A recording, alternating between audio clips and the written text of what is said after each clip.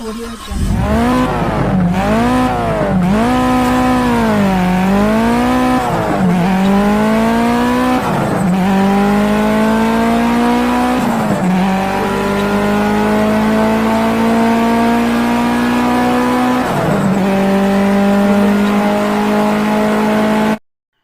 Assalamualaikum warahmatullahi wabarakatuh. Selamat siang, masih bersama channelnya Dida Gemes.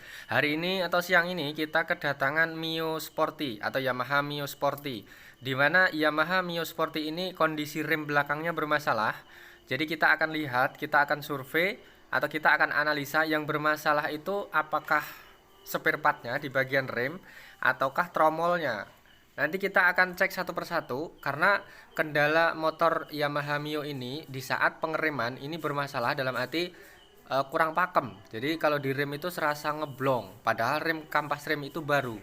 Nah, nanti kita akan cek dulu ini sesuai yang apa kata orang yang punya motor, ini kampasnya baru dipasang, baru diganti. Nah, ini kita lihat dulu di bagian tromol.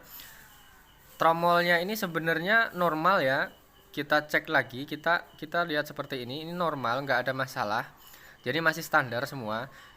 Apakah, nah sekali lagi ini masih normal, nggak ada katakanlah ngantong atau kemakan.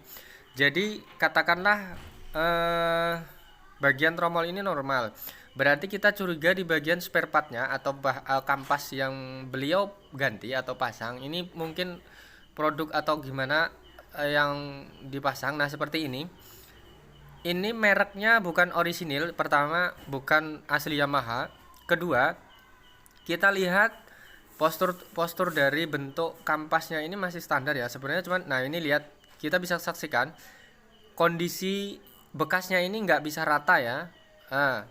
Perbedaan sama yang asli sama enggak, ini sudah dipakai sekitar 2-3 hari pengereman, ini nggak bisa posisinya nggak bisa rata, kondisinya seperti ini. Jadi inilah perbedaan antara produk atau spare part yang orisinil atau aslinya dari Yamaha sama atau dibandingkan dengan produk yang lain dalam arti KW. Nah, kadang-kadang banyak sekarang produk yang beredaran di pasar yang berinisial atau beristilah dengan kondisi produk bagus, tapi ternyata setelah kita pasang atau kita gunakan oleh konsumen, beginilah keadaannya. Pengeremannya terlalu kurang nyaman, kurang pakem, dalam arti ada yang bilang bunyi segala macam, pokoknya berbagai keluhan dari mereka konsumen menggunakan produk selain orisinilnya. Nah, jadi kita simpulkan atau kita pastikan bahwa kampas rem ini di pasaran sebenarnya banyak yang menggunakan ya, cuman kita harus hati-hati banget. Produk ini bisa baik untuk kedepannya ataukah malah bermasalah seperti ini. Nah, jadi kesimpulan dari ini, dari video kita yang bikin produk seperti ini, yang bikin penayangan seperti ini, bahwa hati-hati menggunakan produk KW. Jadi sebenarnya ini bagus ya, cuman kan kalau dipikir ini pengeremannya kurang normal. Jadi kita sarankan kalau kelasnya spare part, kita sarankan untuk menggunakan produk yang asli orisinilnya dari Yamaha. Misalnya Honda, kita pakai Honda. Kita lihat, kita saksikan seperti ini makannya aja tidak rata seperti ini. Jadi ada yang sebelah kena, ada yang enggak. Jadi kita kelihatan banget. Apalagi kalau kita tarik tuas remnya ini akan serasa blong, dalam arti sebelah blong, sebelah kena, sebelah blong, sebelah kena. Intinya kurang pakem. Ini karena produk dari yang beliau pasang ini sudah menggunakan produk yang bisa dibilang kata yang penting saya sudah mengganti yang baru mas, tapi bermasalah. Nah seperti ini, setelah kita cek ternyata memang alat atau spare partnya seperti ini. Kita buktikan sendiri seperti ini, kita lihat secara langsung bekas pengeremannya aja sudah banyak yang ini ya apa namanya, kelihatan banget banyak yang nggak kena tromol. Nah seperti ini, kalau yang posisi hitam seperti ini sebenarnya kena tromol, tapi kalau yang enggak berarti enggak. Sudah kita telusuri, sudah kita pastikan bahwa kita sarankan untuk hati-hati menggunakan produk. Kadang-kadang eh, label yang menggunakan nama produk asli, yang menggunakan nama produk tertentu, ini kadang-kadang itulah ya namanya pasarannya menggunakan alat seperti ini, menggunakan spare part seperti ini. Kadang-kadang kita harus hati-hati banget memilih spare part agar tidak terlalu resiko untuk kendaraan kita. Jadi kita sarankan hati-hati, jangan tergiur, bisa dibilang kadang-kadang tulisannya ini belum tentu produknya sama. Nah, terbukti seperti ini. Jadi kita sebenarnya merek ini bagus ya, untuk yang kita pakai yang lain-lain itu sebenarnya bagus. Cuman ini ngepasi dengan merek seperti ini. Kita nggak menyalahkan merek ini ya. Sebenarnya merek ini bagus. Cuman kan untuk kali ini, untuk motor ini yang pas kita pilih ini sebenarnya bermasalahnya mungkin karena bisa dibilang apa ya, intinya harus hati-hati, jangan sembarang pakai spare part. Kalau misalnya nggak pakai orisinil, kita sarankan untuk pakai yang Yamaha. Kalau sekiranya harganya nggak terjangkau, dalam arti budgetnya kurang untuk membeli spare part yang asli atau orisinilnya, kalau mau memakai yang misalnya merek-merek tertentu seperti ini, merek ini boleh, silahkan. Sebenarnya bagus ya, yang sudah kita kenal, merek ini bagus. Cuman ini ngepasti aja ya, mungkin bapaknya itu, beliau yang punya motor ini juga nggak tahu ya, intinya punya merek tertentu ini gitu kan. Tapi ngepasti aja terkena yang kurang nyaman. Jadi barang tertentu itu kadang-kadang sekali lagi kita harus hati-hati karena merek tertentu itu ada labelnya tersendiri.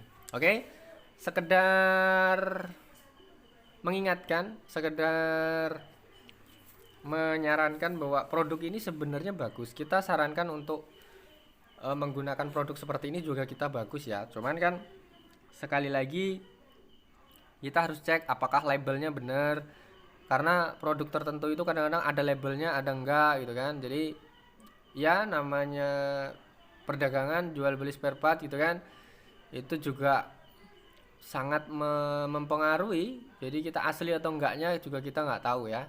Jadi harus benar-benar jeli. Oke, untuk sekedar pemahaman bahwa intinya kita harus hati-hati dalam memilih spare part dalam dunia perbengkelan ataupun mengganti spare part bagian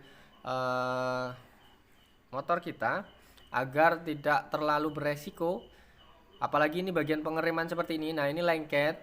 Disetel, kalau gak disetel jauh tuasnya, tapi kalau disetel sedikit aja sudah terasa lengket seperti ini. Jadi nggak bisa normal. Sudah dipakai sebentar, kalau nggak diputer setelannya ini terlalu jauh, kalau diputer pakemnya nggak ada. Jadi lengket terus seperti ini.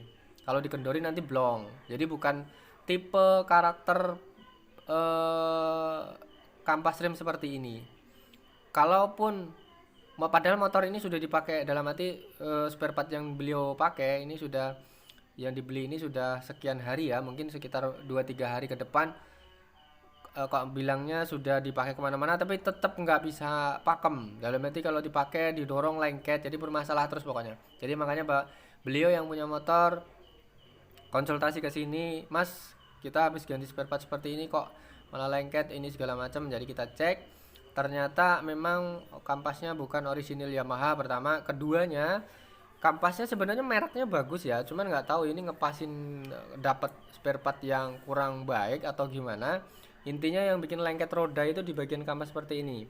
Ya akhirnya kita sarankan untuk beli yang orisinilnya atau spare part bawaan dari motor. Mungkin agak mahal sedikit tapi kita puas dalam pemakaian, pengeremannya juga nggak bermasalah. Oke, terima kasih sudah mengikuti kita dari awal sampai akhir. Silahkan untuk teman-teman mekanik yang sudah senior, untuk kritik dan saran, kita hanya berbagi pengalaman. Sedikit trik, sedikit ilmu, sedikit saran, mudah-mudahan bermanfaat bagi teman-teman dalam pemilihan spare part dalam motor. Intinya hati-hati menggunakan spare part motor. Oke, untuk teman-teman yang sekiranya ini bermanfaat, silahkan like, comment, dan subscribe, tekan lonceng. Mudah-mudahan bermanfaat. Sedikit trik, sedikit saran kita, walaupun sedikit sederhana, kita bermaksud untuk selalu selalu memberi kenyamanan dalam menggunakan spare part, dalam menggunakan underdeal, agar tidak salah pilih. Sebenarnya juga kita harus selalu hati-hati. Oke? Terima kasih sudah mengikuti kita dari awal sampai akhir. Terima kasih, matur nuwun. Thank you. Assalamualaikum warahmatullahi wabarakatuh. Selamat siang.